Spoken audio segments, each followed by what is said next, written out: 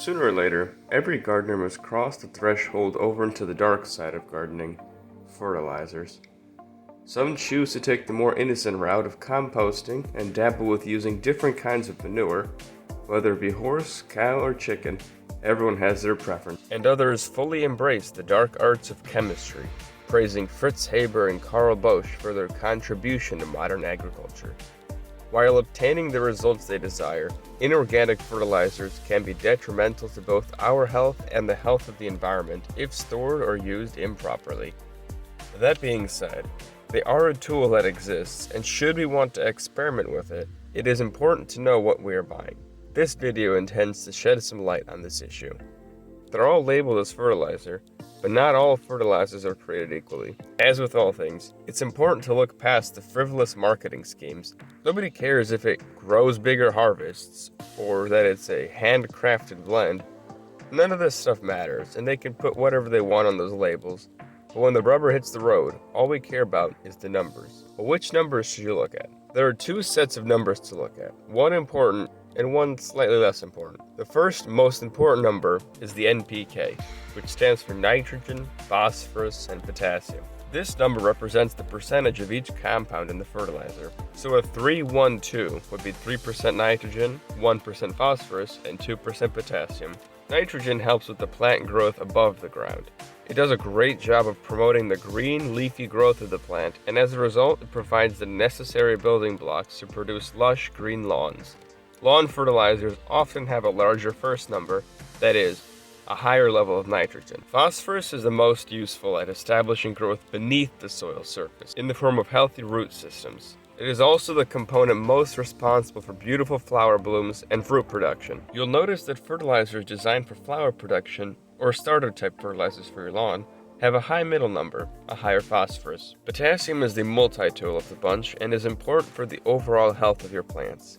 This is mostly due to its ability to help build strong cells within plant tissue. In turn, the plants are able to withstand various stressors, such as heat, cold, pests, and diseases. For example, winterizer fertilizers will have a higher third number, a higher component of potassium. The next set of numbers to look at are what's called trace minerals, or micronutrients. Most commonly, these can be calcium, magnesium, copper, iron, zinc, and some others. Iron is needed to help regular growth, manganese is useful for photosynthesis, copper helps with enzyme production, boron is used to form cell walls, molybdenum is used by the bacteria and microorganisms in the soil to fix airborne nitrogen to soil-based nitrogen, making it available for plants to use. These are necessary for plant growth and fruit development, but only in small quantities. They're somewhat less important than the NPK in the sense that for the most part, you don't really need to go out of your way to add them into the soil, and they're hardly ever used proactively. I've only ever used them to remedy a deficiency that has already presented itself. There are soil tests out there that can tell you what you have and what you're lacking, but they can be pretty expensive and inaccurate, and to me they seem like a waste of time. Let me save you money and give you a handy flowchart that can eliminate the need for soil testing. Ask yourself, does your plant look like it should?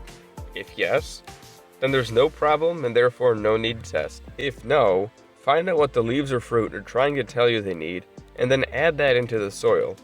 You'll notice that in both scenarios, there was no need to test. I'll leave a link in the description for this flowchart in case you want to reference it later. Gardening is really easy. Your plants will tell you everything that you need to know to keep them healthy, happy, and productive.